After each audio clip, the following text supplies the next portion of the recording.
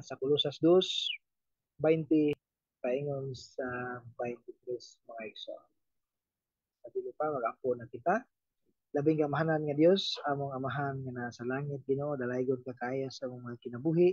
Daghang salamat Lord God sa mga pag-ampo nga imong kaming gitabangan, giubanan, ug salamat sa imong katubagan nga imong giandam niini Ginoo. Imo Ginoo nga sa panahon among madawat ang imong katubagan, kami dili malimot sa pagpasalamat kanimo Lord. Salamat kayo ug nining kagabion nga kami maghisgot sa imong pulong. Balang Espiritu, magapanalangin, magapamuhat ka sa amoa, wala kay labyan ka na mo Ginoo. Bisan Lord, ang mga musunod o review ni ini nga naka live Lord nga ma-record kini sa online. Salamat o Dios, ikaw magadumala sa titibugan sa among paghisgot. Bisan ako Lord nga imong Kristo ito ni kagabihan. Kini ang pagampo sa pangalan ni Jesus.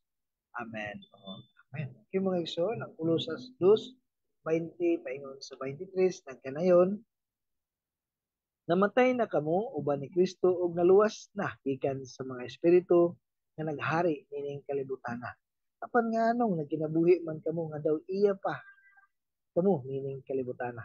Nganong magtuman pa man kamo sa mga tulumanon, ingon sa ayaw pagkupot niini, ayaw pagtilaw niini, ayaw paghikap niadto sa tinuoray daw may kaalam sila sa ilang pinugos nga pagsimba nga ilang minugna ug sa taphaw nga pagpaubos ug sa ilabihang pagdagmal sa ilang lawas apan dili kini makatabang sa pagpugong sa mga kailibgon sa lawas. Kana ang atong paghisgutan o akong lakbitan ang previous no kay naa man pud siya kalambigitan niini ang miagi nato nga paghisgot na ang Dios motuman gayud ang tinud-anon nagaamping alang sa kayuhan sa katawhan ug atong isgutan usab unsa tong mga dapat nato tuuhan o katong mga dili nato dapat tuuhan no ang mga mini ito dapat nato tuuhan ug ang dapat nato tuuhan mao ang gibuhat ni Ginoong Hesus dito sa krus. Ibinigson,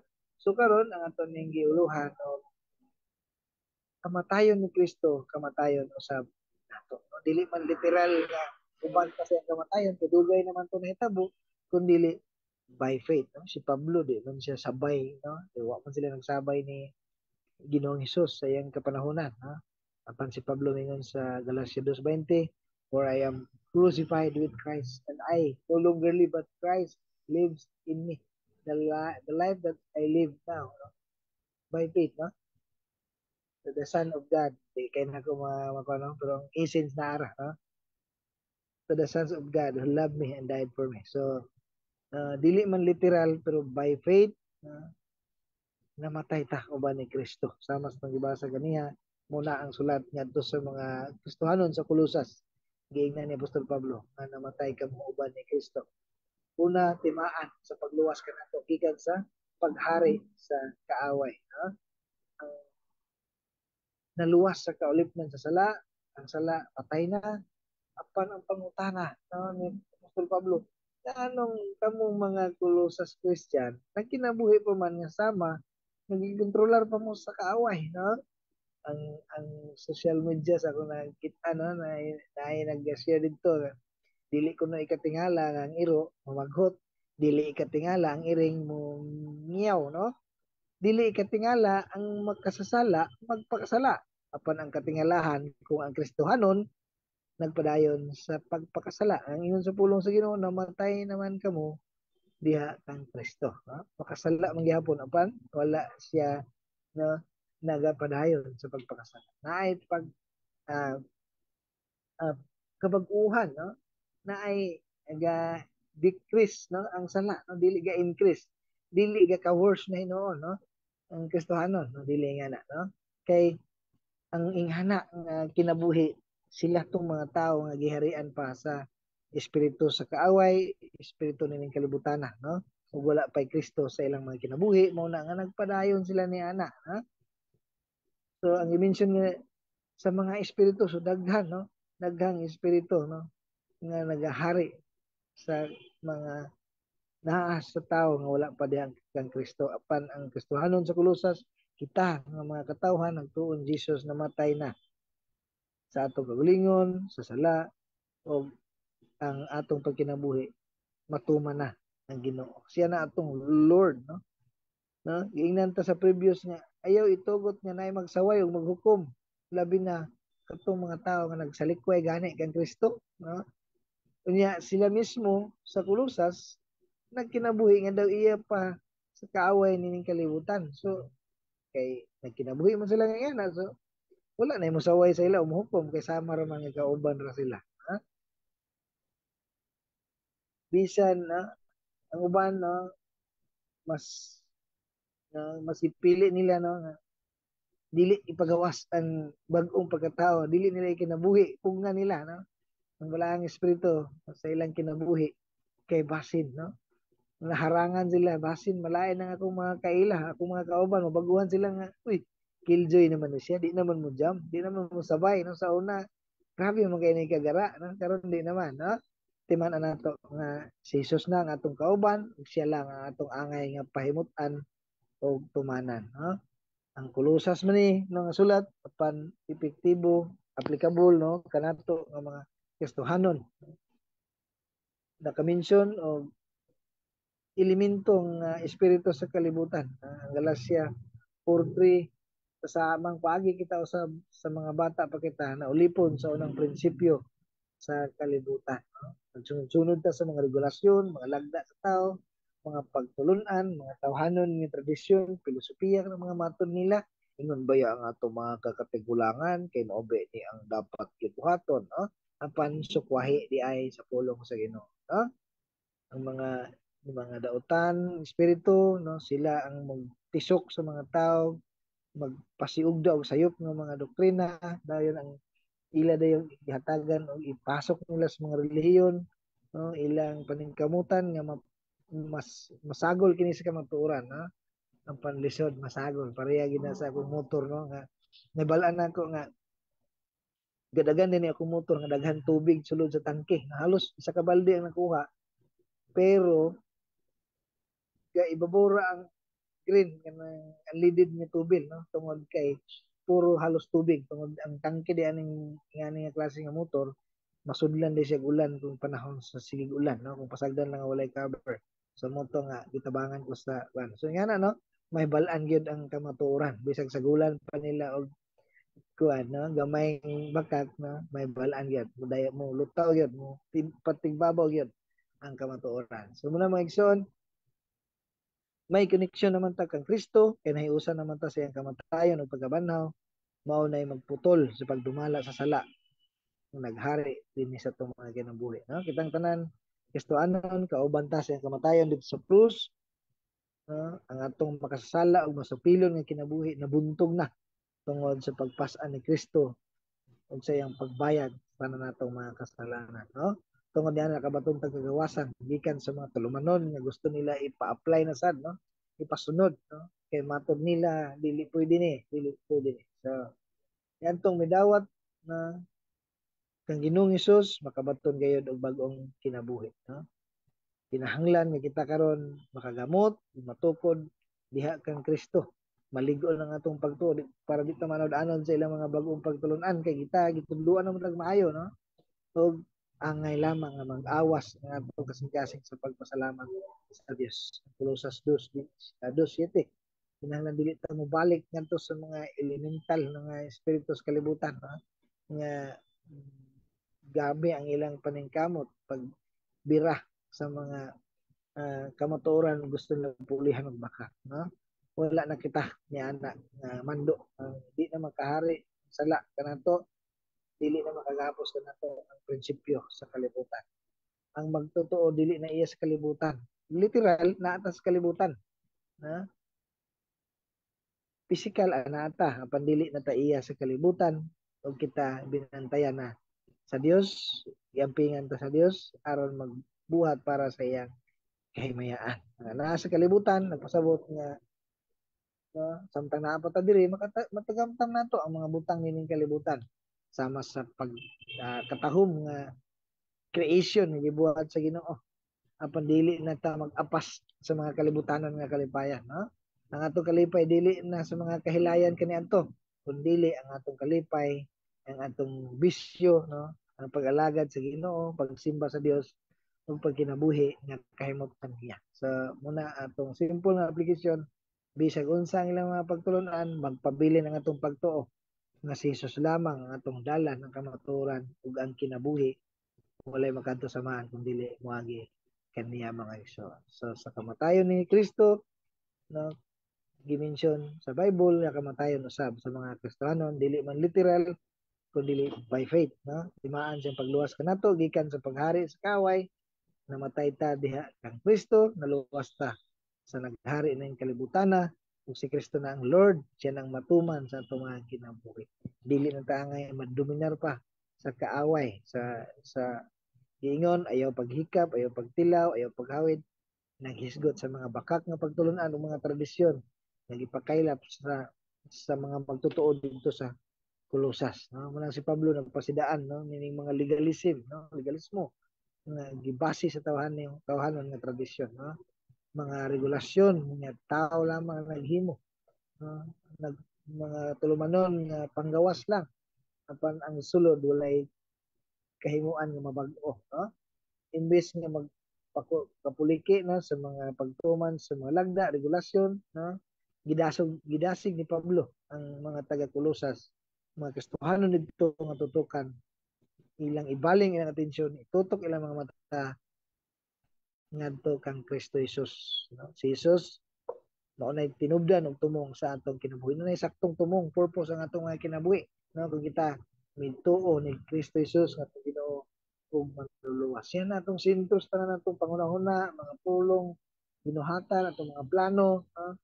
Matuman ang iyang katuyuan pagsidungog kaniya sa tanan natong so mahimutang kahayag nining espirituhanong kangit-ngit, no? Naa yung mga katawhan nga naa sa kangit-ngit, no? Busa kinahanglan nato ipakita ang bunga sa espiritu sa Dios nga naa sa atong sulod mga igsoon. Amen igsoon, no? O dili na ta magdominar nila, no? Gusto nila isilsil ang mga pagtulon ang sukwahi kang Kristo, no? Ilang mga ilang mga ilang mga brainstorming, no, ilang gisabutan nga mo dapat, no, mga filosofiya mo ni dapat, no, pero ang tanan dili na gid magpulos kay kana binuhat lamang sa tao ug nasayod niya na ang Dios, no.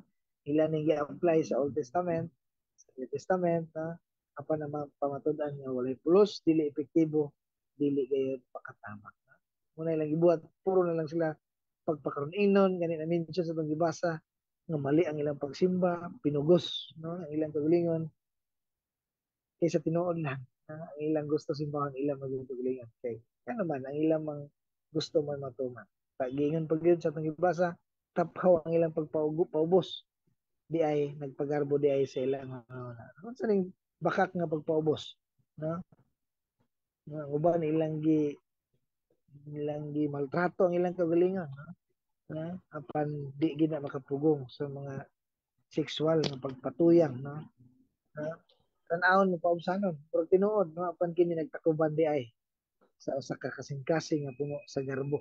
Nakasintro kini sa ulingon, nagalagad sa personal nga mga katuyuan. Kaya tinuod, pagka mapaubsanon, gihulagway man diha sa tinuod nga pagsalig sa Dios.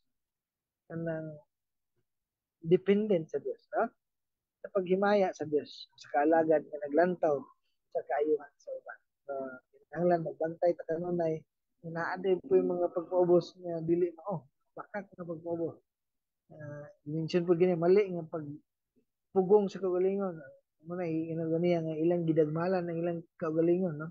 Sakripisyo kunuhay, na kasagara ginabuhat na sa mga tao panahon sa Semana Santa. Apan pag human na, mura siya og tourist nga spot, tourist destination, pagbalik, pagliwas, balik na sa ilang dati nga gawi wa gyud nakatabang sa kahoyangon. Apan si Kristo lang ang namatay aron kita mamatay usab sa tawhanon, mamatay usab diha sa pagpakasala. No? Kung tanay ta nagtuo na mga igsoon, bunga gina, no?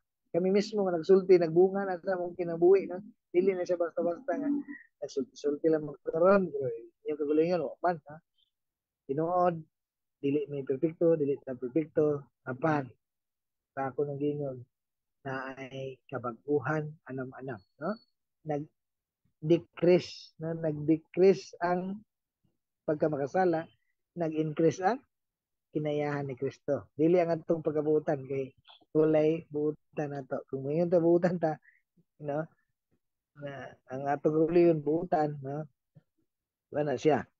Nagpakaroon ingnon ta. Ang pagkabuutan nga mo gawas ka nato nindot gitong ang Kristo Jesus nga kinayahan kay mo to ang tinuod matuo by faith mahitabo nan kanato mga so, dili man siya instant mo mature kita pero naa naman tayo new nature no naanay bagong pagkatao nga gibutang sa Ginoo kanato muna nga nature ang ipalambo sa Ginoo ha ang atong nature dati din na to no ilubong na to sa dayon no mamatay na to sa dayon no padayon lang ta maminaw sa pulong sa Ginoo no mo na pirmi ibisibis ka nato aron mulambo ta og sigurado hinay nga kausaban atong masinati kumpara sa miaging tuig no sama nang mag New Year's resolution no New Year's resolution ka karon tingala ka pag sunod tuig mo gyud po imong New Year's resolution so asa may nabaguan na no wala gayad so padayon lang ta sa pagsalig sa Dios nga kaya niya ta usabon amen igsoon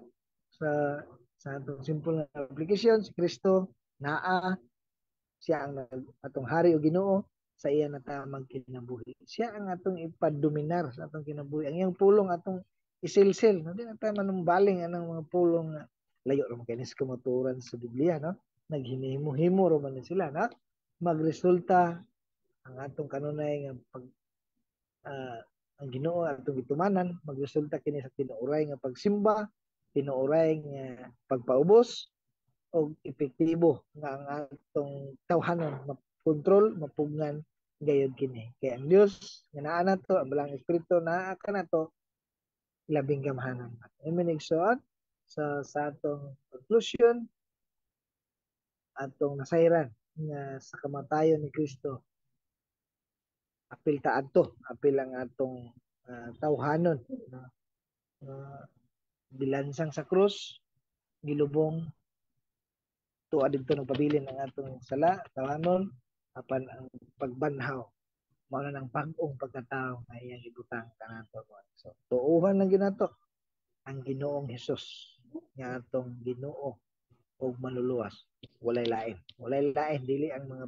pagsunod sa mga tulumanon idugang sa pwede man mo tuo ka ni Jesus tumana po ni sunda po ni no sa pagtuo kang Ginoong Hesus so isip na atong nasayran karon nga kinitimaan kini nga kita luwas dili na magkadominar pa ang kaaway kanato isip mga katawhan sa Dios kongregasyon no mga igsoon magatinabangay kita naagayod ang pagbinadlungay na ang pag-inampuay manatong gibuhat na aron walay kastuhanon nga mapasagdan nga magpadayon diha sa pagpakasala no ta balik ko nako ingon sa pulo sa Ginoo namatay na kamo uban kang Kristo no walay kastuhanon nga mapasagdan nga magpadayon diha sa pagpakasala kay usa ka na kadakong katingan-an no kadako kay katingalaan ha may angkon nga kastuhanon pero walay kabaguhan ang uban mayon pa nga magkumpara magcontest pa pila ka tuig nga kastuhanon ako pa nako nga ni kadugay ikaw sa atong basihan kung di ba ta matingala nga na nagakadugay pero wala pa ang kabaguhan ha mga igsoon so kana ang atong pagtukaw pagdasig na nining kagabhion mga igsoon gikan sa pulong sa Dios magampo ta among amahan labing gamhanan daghang salamat Lord God sa mga kamaturan nga naabot kanamo karon Lord yano apan kini matuod o epektibo alang sa among pagkinabuhi nga kami malikay diha sa pagpakasala tabangin kami nga masilsil gayud kini kanamo sa among hunahunag kasing-kasing aron kini among kinabuhi Lord kay kami dili naman kontrolado sa kaaway kundi diha naman nimo Ginoo tabangin kami Lord nga dili kami manumbaling dili kami mo entertain Lord sa mga sayop ng pagturunan labi na ni antong nagsalag sa likway ni Ginoo Jesus. Lord, salamat kayo sa mga katuran mo Ginoo. Ang balang espiritu mo kamay kanamo ni sa pag-atubang namo sa mosunod na semana sa among pagkinabuhi. Salamat kayo Dios, dalaygon ka sa pangalan ni Jesus. Amen. Oh, amen. Dalay ko ng Diyos. Mga iso. Thank you, Lord.